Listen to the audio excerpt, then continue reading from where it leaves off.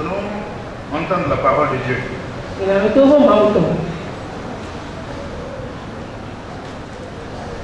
Dans le livre de 1 Samuel chapitre 15.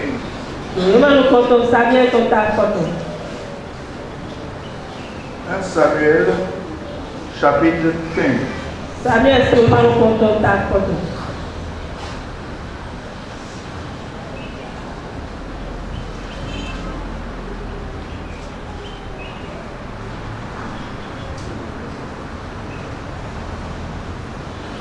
Verset 22. Samuel dit, l'Éternel trouve-t-il du plaisir dans les holocaustes et les sacrifices? Comme dans l'obéissance à la voix de l'Éternel. Voici l'obéissance vaut mieux que les sacrifices. Et l'observation de sa parole vaut mieux que la graisse des béliers.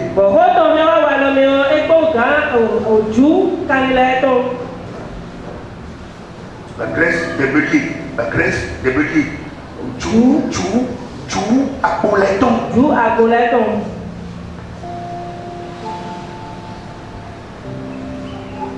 Car la désobéissance est aussi coupable que la divination.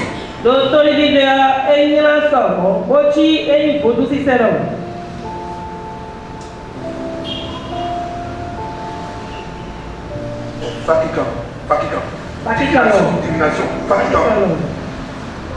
Et la résistance ne l'est pas moins que l'idolâtrie et les théraphies.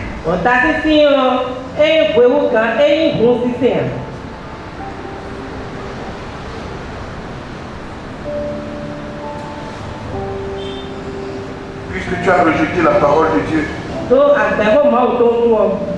il te rejette aussi comme une gloire.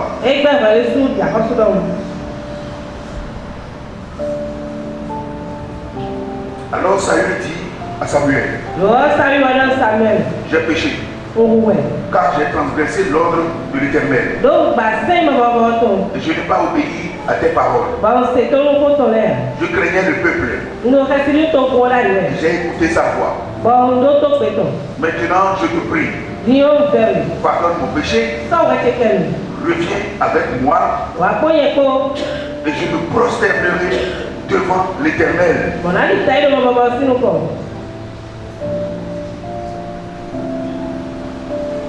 Samuel dit à Saül, je ne retournerai point avec toi, car tu as rejeté la parole de l'Éternel. Et l'Éternel te rejette, afin que tu ne sois plus roi sur Israël. Comme Samuel se tournait pour s'en aller, Saül le saisit par le pan de son manteau qui se déchira. Samuel lui dit, l'Éternel déchire aujourd'hui de dessus toi la royauté d'Israël.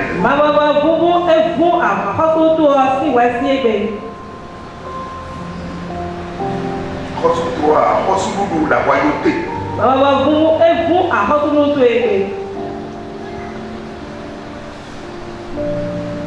L'Éternel déchire aujourd'hui de dessus toi la royauté d'Israël.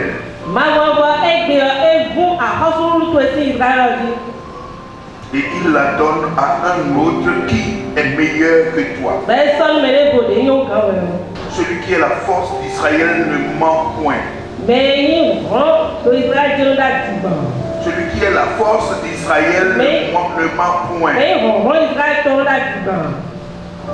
Car il n'est pas un homme pour se repentir. Amen. Le thème de mon message est l'échec des héros. Bien-aimés de Dieu, il y a des héros au milieu de vous. Il y a des héros qui seniors. Il y a des grands quelqu'un parmi vous. Peut-être tout de suite, ils ne le savent pas. Mais Dieu agira de manière à ce que ces héros se découvrent d'un moment à l'autre. Que ce soit parmi les hommes, que ce soit parmi les femmes. Il y a des héros au milieu de vous. Des grandes personnes qui seront puissants. Comment puis-je le savoir? Mais la parole de Dieu me dit, au milieu de vous, il y a des héros. Amen. Des héros. De grands quelqu'un. Des gens qui seront élevés à des postes de responsabilité. Des gens qui seront des grands quelqu'un à cause de la richesse dont l'Éternel les comblera. Tout de suite, vous ne le savez pas. Mais l'Éternel le fera.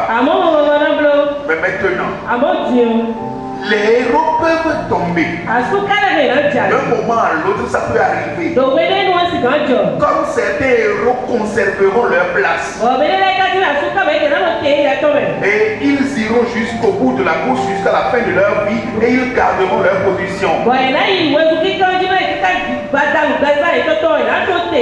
C'est ce que nous cherchons. Bien-aimés de Dieu, les héros, dans la foi, ils savent se relever. Lorsque dans leur caractère, ils ont posé des actes coupables, ils savent s'humilier. Ils savent demander pardon. Ils savent prier. Ils savent se briser. Les héros savent que la position qu'ils ont tient à l'Éternel. Les héros disent toujours, c'est grâce à l'Éternel que je suis positionné à tel niveau. Les héros savent que si jamais l'Éternel les déchoit, ils tomberont par terre. De sorte que régulièrement, ils cherchent à faire la paix avec l'Éternel. Et c'est ce que je souhaite pour vous tous. C'est une leçon que je donne d'abord. Avant d'entrer dans la profondeur du message. Tu es un héros. Parce que tu sais te battre. Et tu cherches l'Éternel. Tu crains l'Éternel. C'est bon. Les héros, ils reconnaissent la place que Dieu a Dieu. Ils ne se confient pas dans leurs efforts. Quand vous prenez Saül, lorsqu'il venait au pouvoir, c'est les juges qui ont régné en Israël jusqu'à Samuel. Mais lorsque Samuel commençait par se fatiguer, ses enfants ne craignaient pas l'Éternel. Alors les enfants d'Israël ont dit à Samuel, donne-nous un roi. Parce que tes enfants ne craignent pas l'Éternel comme toi-même tu l'es. Donc pour ce faire, il faut nous choisir un roi. Samuel n'a pas écouté cette chose avec plaisir.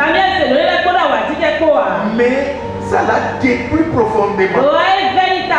Et l'Éternel a dit à Samuel, fais ce que le peuple demande. Ce n'est pas toi qu'ils ont rejeté, c'est moi qu'ils ont rejeté. C'est pourquoi je vais leur donner un roi. Samuel dit d'accord. Alors l'Éternel regarda au milieu du peuple d'Israël. Et il a regardé quelqu'un de trapu plus élancé que eux tous. Et il était fort. Et il était beau de visage. Sauf que lorsque il a été oint, quand il a été devenu roi, n'importe qui le regardait, ça c'est réellement un roi. On ne peut rien. Il est roi naturellement. Parce que si jamais tu te dresses devant lui là, il va te prendre et te casser. Il voit qu'il est roi, non? Il est naturellement roi. Devant lui là, beau de taille. Oh non, il est beau. Alors, naturellement, il est roi. Tous s'inclinaient devant lui. Mais pour que Dieu le choisisse roi, il a été envoyé par son père qui se cherchait les 2 ânesses qui étaient perdues. Ils sont allés chercher les ânesses jusqu'à ce que la nuit tombe. Toute la nuit, ils ont cherché les ânesses. Ils ne les ont pas trouvés. Et c'est finalement celui qui l'accompagnait qui lui dit, bon, allons-y voir le voyant. Le voyant, c'était Samuel. Quand ils sont allés à Rama pour voir Samuel, l'Éternel dit à Samuel, celui qui vient là, pour chercher les ânesses là, c'est lui que j'établis roi sur mon peuple. Et Samuel l'a approché et il lui dit, viens, les ânesses que tu cherches ont été trouvées. Il dit, ah, le voyant sait déjà. Et Samuel lui dit, maintenant là, les bonnes choses qui sont en Israël sont pour toi. C'est pourquoi il dit au cuisinier, l'épaule de l'animal tué et les rognons, je t'avais dit de les réserver, c'est pour celui-ci qu'on les a réservés. Ça veut dire, comment tu peux dire des choses comme ça? Tu ne le sais pas. Mais tu vas le savoir tout à l'heure. Alléluia. C'est pourquoi je vous ai dit, il y a des héros qui s'ignorent. Le Saint-Esprit va vous les révéler. Il y a des choses qui sont cachées. Cependant, marche dans la crainte de l'Éternel. D'ici à là, une parole parviendra à tes oreilles. D'ici à là, une révélation te surprendra. Et tu seras élevé. J'ai l'habitude de vous dire, ne vous échinez pas dans le travail. C'est normal de travailler. Mais mettez les choses à leur place. C'est-à-dire, je cherche l'Éternel. Je cherche Nampamabamabo. Au moment où je dois le chercher. Et je travaille au moment où je dois travailler. Si vous êtes brouillon, rien ne marchera. Ne soyez pas des brouillons. Mettez chaque chose à sa place. Je cherche Dieu. Au moment où je dois le chercher, je confie à Dieu ce que je dois confier à Dieu. Je fais ce que je peux faire. Mais ce que je ne peux pas faire relève du domaine de Dieu. Et je lui fais foi que lui seul peut le faire. Les héros s'ignorent. Mais nous voulons des héros. Pas n'importe quel héros. Des héros qui resteront debout jusqu'à la fin. Ce héros dont il est question, au début, il n'a jamais pensé qu'il deviendra un héros dont le nom frappera les oreilles d'Israël. Souvent c'est ce que Dieu fait. Lorsque Dieu veut prendre quelqu'un, c'est celui qui est totalement humble. C'est celui qui ne donne aucune importance à sa propre personne. C'est celui qui se cache. Lorsque on voulait annoncer le message de la royauté à Israël et on a commencé par chercher dans les tribus d'Israël.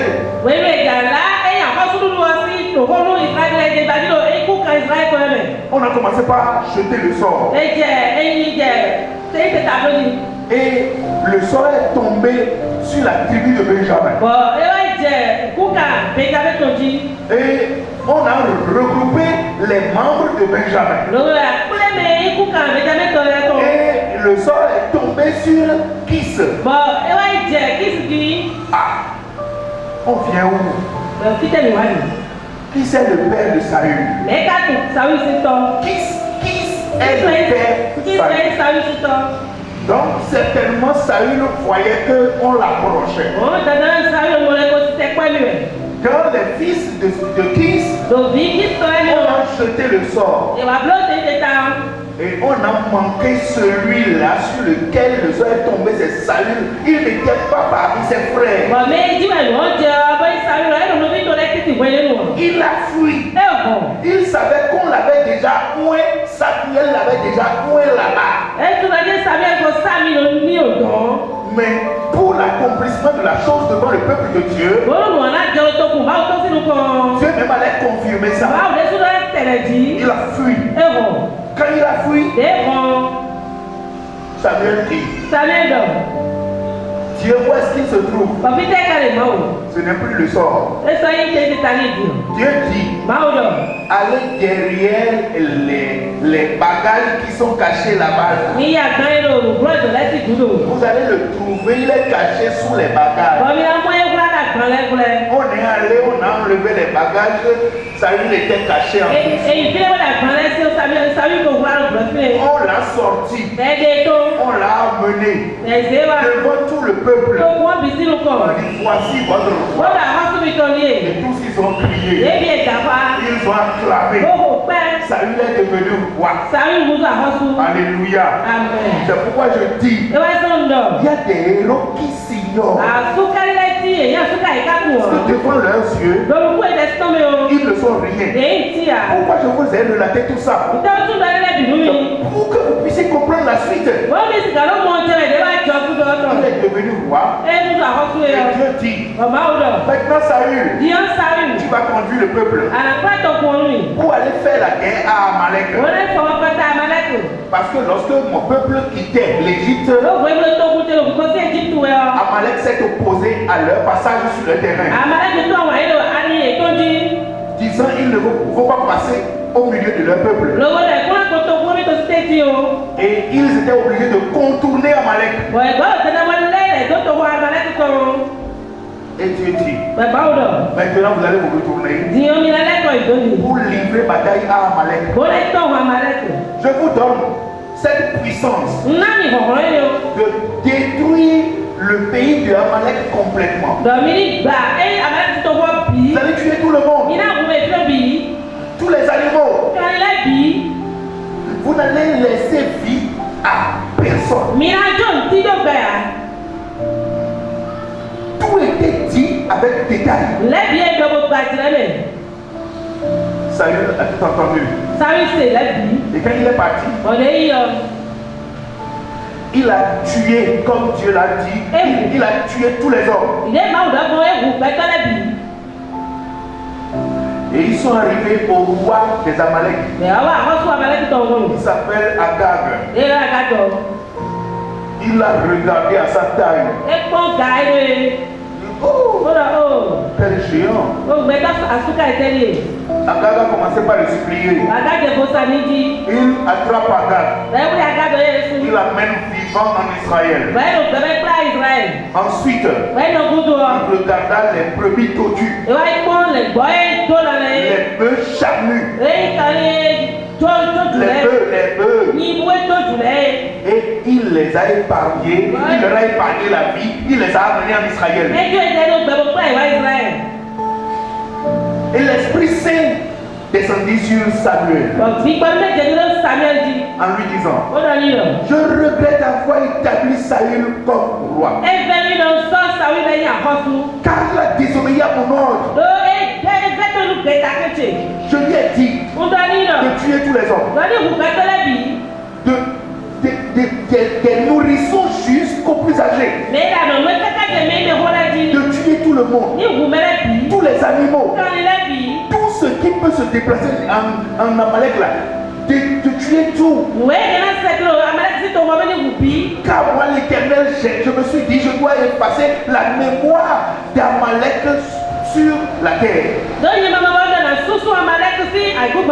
On ne doit plus dire, entendre que telle personne est de la race d'Amalek, on doit tuer tous.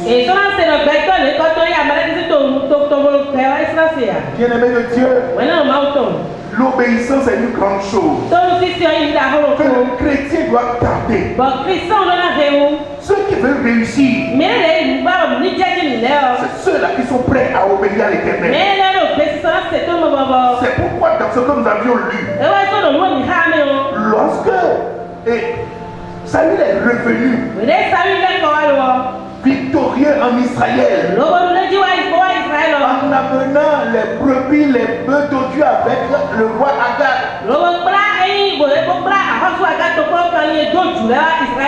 Alors l'Éternel dit à Samuel, je regrette d'avoir établi Saül roi.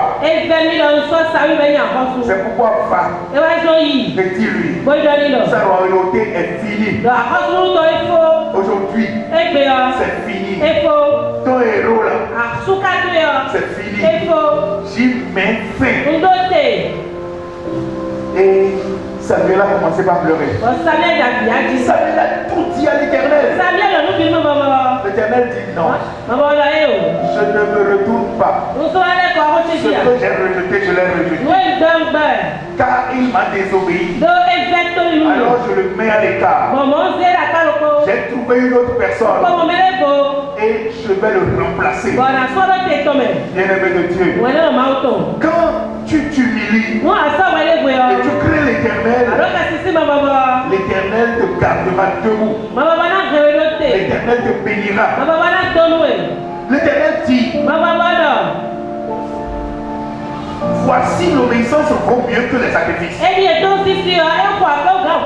Donc l'observation de la parole vaut mieux que la graisse des béliers.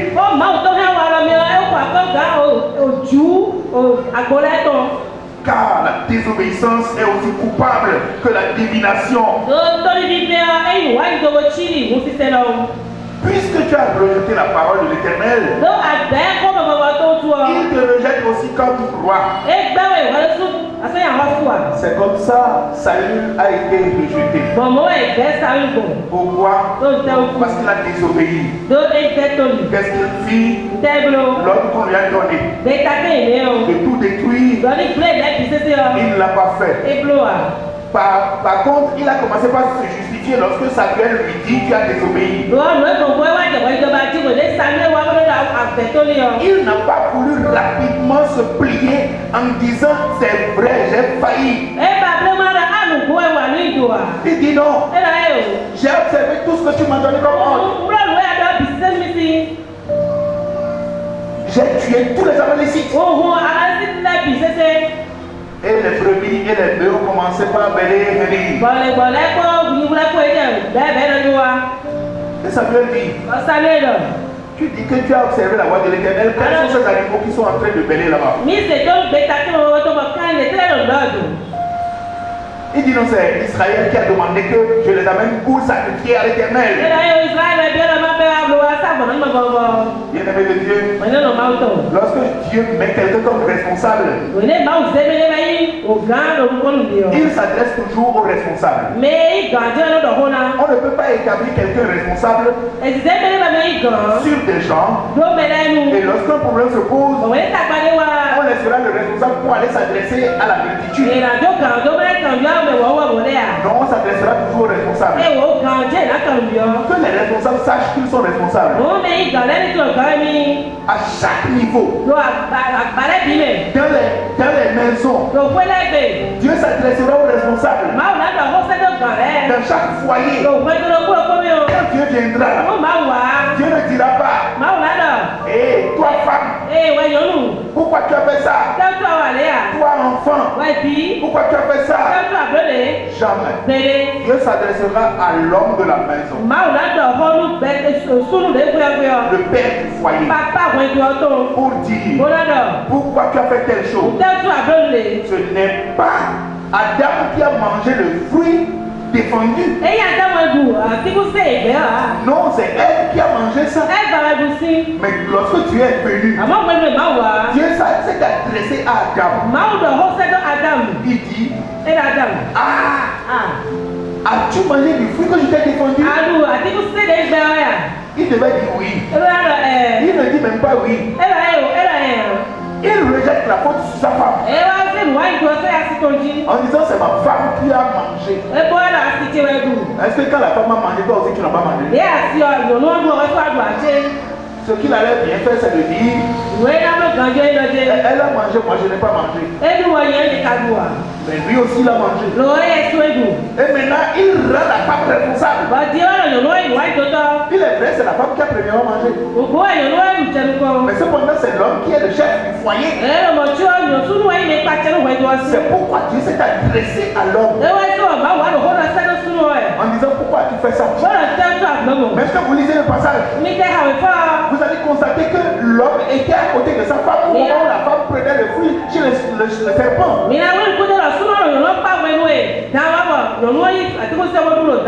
Alors l'homme devait dire femme, ne t'es pas informé, jette ça par terre, on ne mangera pas. L'homme n'a pas parlé comme ça.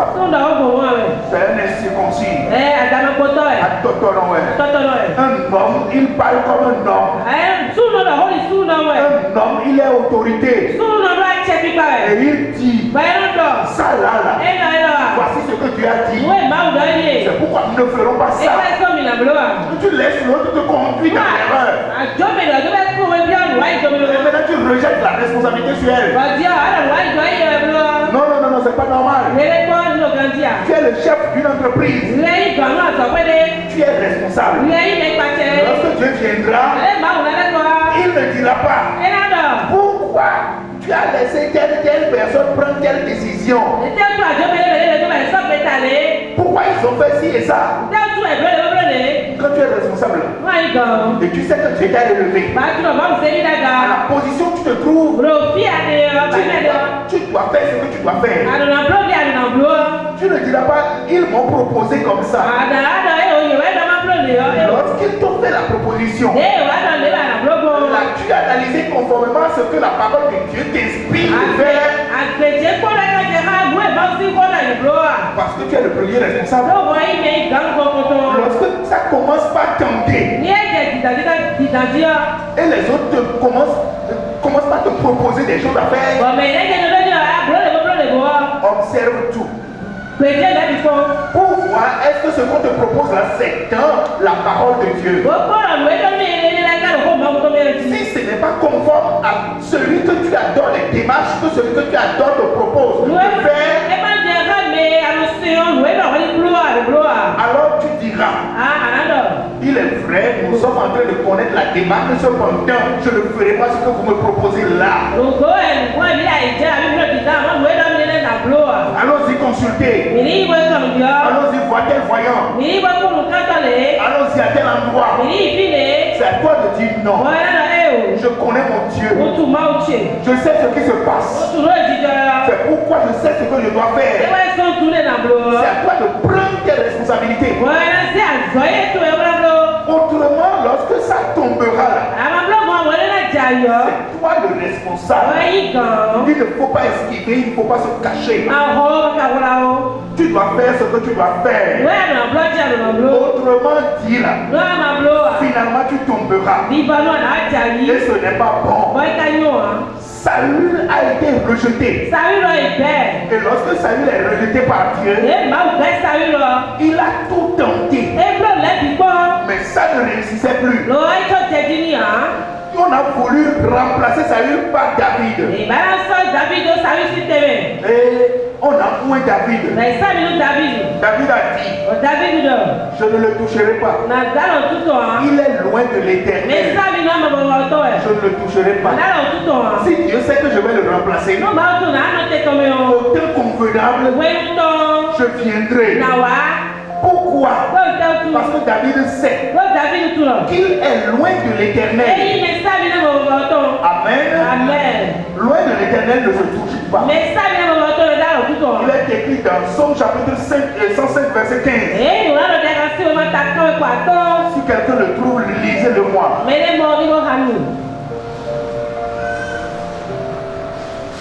105 verset 15.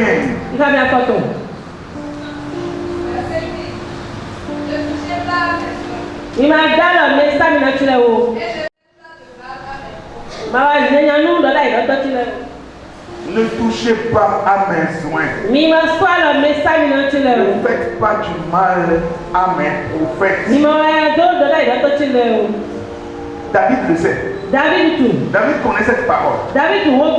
Et c'est pourquoi, lorsque Saül a été rejeté, Samuel comment il s'appelle, David a refusé de le toucher. Malgré qu'il pouvait le percer lorsqu'il était allé pour faire ses besoins dans une caverne et il avait coupé un pan de sa robe, il pouvait lui donner la mort.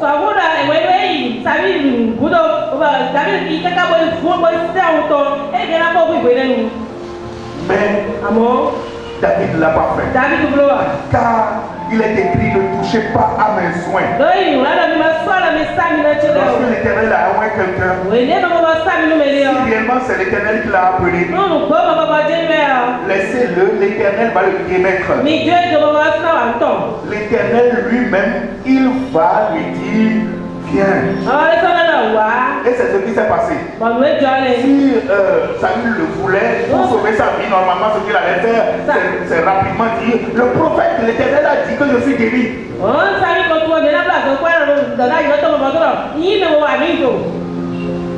Le prophète de l'Éternel a dit que je suis guéri.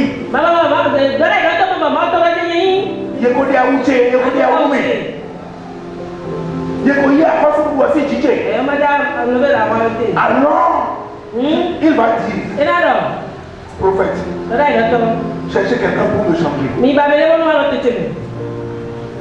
Ou bien, lequel de mes fils est digne pour prendre la place. Parce que Dieu m'a abandonné. Amen. S'il écoutait la chose, facilement il allait abandonner la royauté et continuer de vivre. Cependant, il a gardé sa position. Frères et sœurs, lorsque tu refuses de faire ce que l'Éternel te demande de faire, tu le feras contre ta propre personne. On lui a dit de tuer Agag. Il a refusé de le tuer. De sorte que finalement c'est le prophète Samuel même qui a pris l'épée pour percer Agag et le tuer.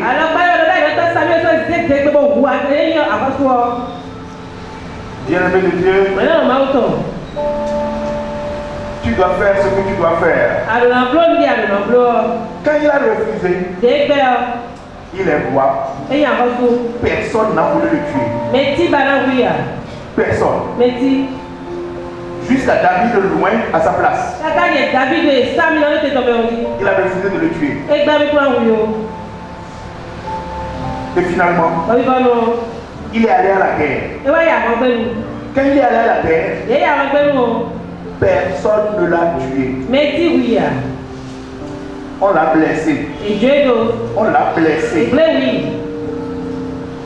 Mais on ne l'a pas tué.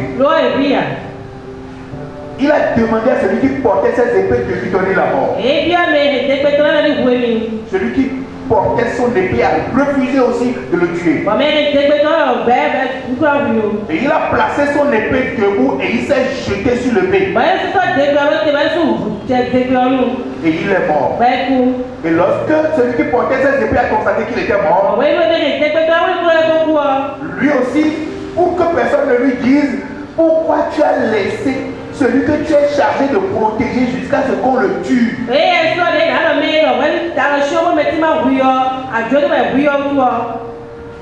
Lui aussi l'a placé son épée de haut. Il s'est jeté dessus. Et il est mort. Cela veut dire quoi? Si, au lieu de tuer Agag, tu refuses de le tuer, tu te tueras toi-même.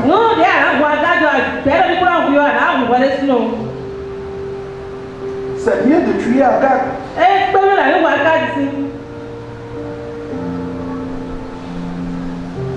Et sauver sa propre vie. La résistance n'est pas une bonne chose. La rébellion n'est pas une bonne chose.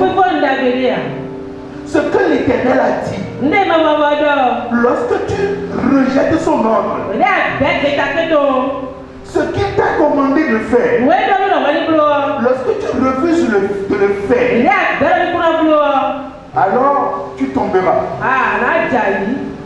Qu'est-ce que j'aimerais que vous gardiez de cette chose? Le Seigneur vous élèvera. Vous parviendrez à des positions devant lesquelles vous direz: je n'ai jamais pensé accéder à cette position. Qu'est-ce que cela veut dire? Donc tu sais que c'est l'Éternel lui-même qui t'a élevé à cette position.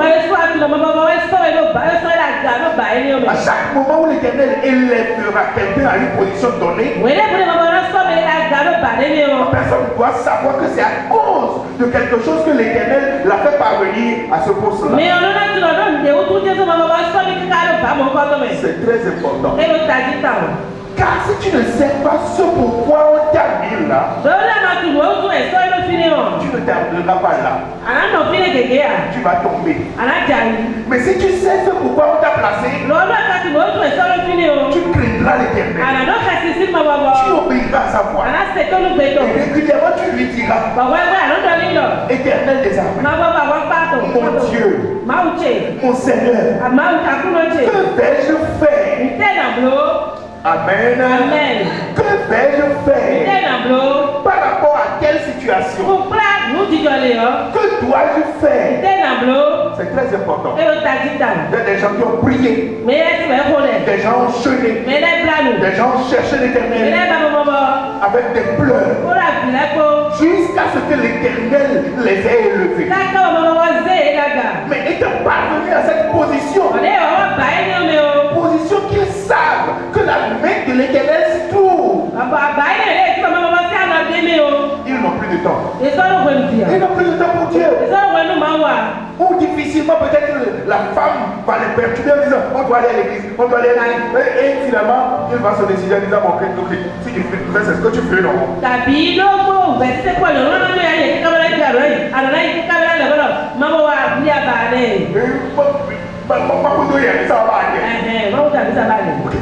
On y va. Si c'est pour elle que tu vas à l'église, c'est une erreur. Tu ne peux pas aller à l'église pour l'autre. Parce que si jamais tu vas à l'église pour ta femme, si tu vas à l'église parce que les enfants te disent: allons à l'église, alors tu seras figuratif. Tu seras présent seulement. Mais ton cœur ne sera pas là. L'Éternel t'a sauvé la vie. L'Éternel t'a protégé. L'Éternel t'a gardé en bonne santé. L'Éternel veille sur toi et sur tes enfants, sur ta femme. Et tu dis: vous voulez que je vous suive, non? Non. Compte les bienfaits de l'Éternel pour toi. Et dis: j'irai pour remercier l'Éternel. Et lorsque tu viens, tu écoutes le message et tu t'appropries les leçons qui se trouvent dans le message. Parce que Dieu veille sur toi. Et Dieu te fait un changement au niveau de ton cœur. C'est pourquoi régulièrement, point par point, Dieu est en train d'utiliser sa parole pour te garder dans ses enseignements, pouvant te garder pour que le bonheur persiste dans ta vie jusqu'à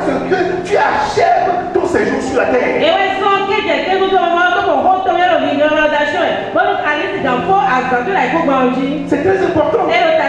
Alors personne ne va à l'église pour personne. Je vais adorer mon Dieu.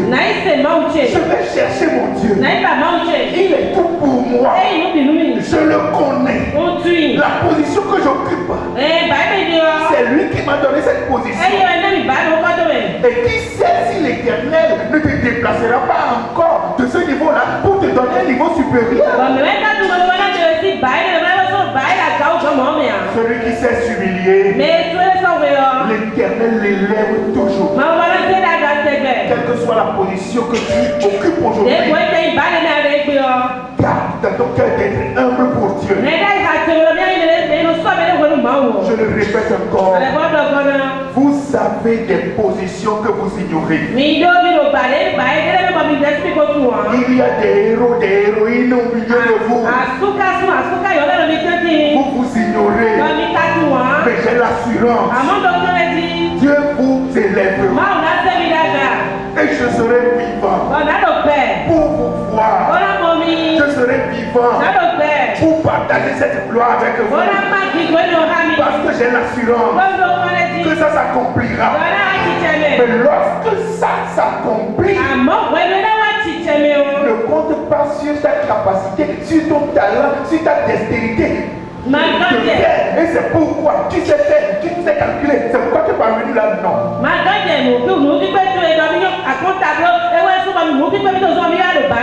Ce serait une erreur.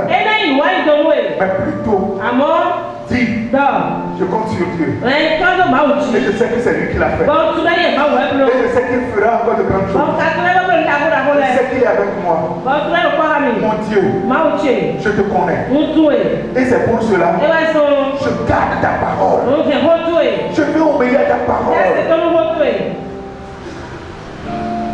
Si je donne quelle dîme, le pasteur saura que j'investis. Non, donne la dîme. Mais l'Éternel veut que tu lui obéisses. Parce qu'il veut te conduire quelque part. Et c'est à cause de ton obéissance qu'il te conduira là-bas. Craignez l'Éternel. Vous êtes des héros. Vous êtes des héroïnes. Ce que vous allez devenir, vous ne le savez pas encore. Ça va s'accomplir sur certains demain. Pour d'autres une semaine. Pour d'autres dans un mois. Pour d'autres dans une année. Pour d'autres dans 5 ans, dans 10 ans, je le sais. Mais ce que je sais, c'est que Dieu va vous faire parvenir à des positions que vous ignorez maintenant. Soyez humble. Demeurez humble. Les héros de Dieu. Dieu s'attend à vous élever. Gardez ces choses dans vos cœurs. Lorsque vous serez grand, continuez d'être humble devant Dieu. Et que Dieu vous bénisse.